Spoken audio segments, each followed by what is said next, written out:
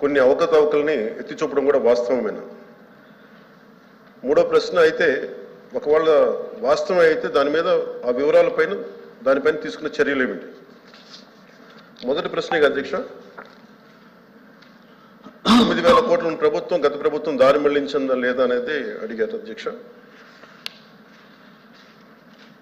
దానికి మా సమాధానం అవునండి.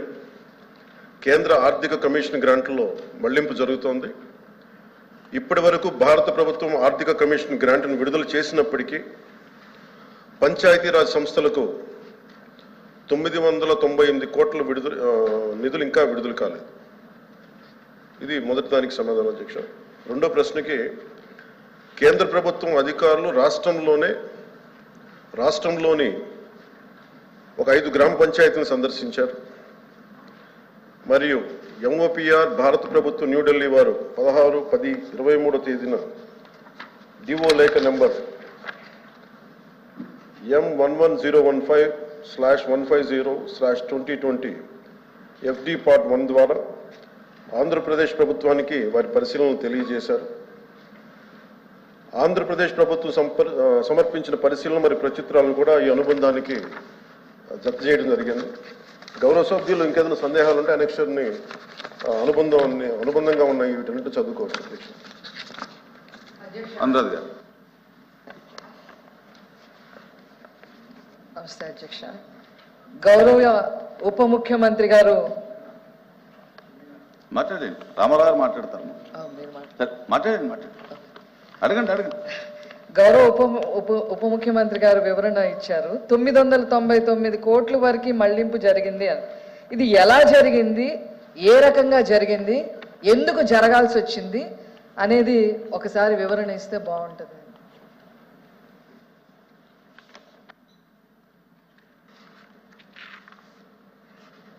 అధ్యక్ష దమరా అంతా అయిన తర్వాత ముగ్గురికి కలిపి చెప్పారు.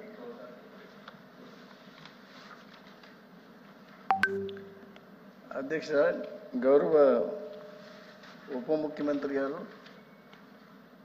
ఒక మంచి సబ్జెక్టు మొట్టమొదటిసారిగా రైజ్ చేశాం. అది శుభసూచకం వారికి. ఇందులో 2019-20 సంవత్సరానికి గాను finance commission, central finance commission 2118 కోట్లు రిలీజ్ చేసింది. 2020-21 సంవత్సరానికి గాను 1837 కోట్లు రిలీజ్ చేసింది. 2021-22 సంవత్సరానికి గాను 1917 కోట్లు రిలీజ్ చేసింది. 22-23 సంవత్సరానికి మే 15-22 తేదీల్లో 986 కోట్లు రిలీజ్ చేసింది.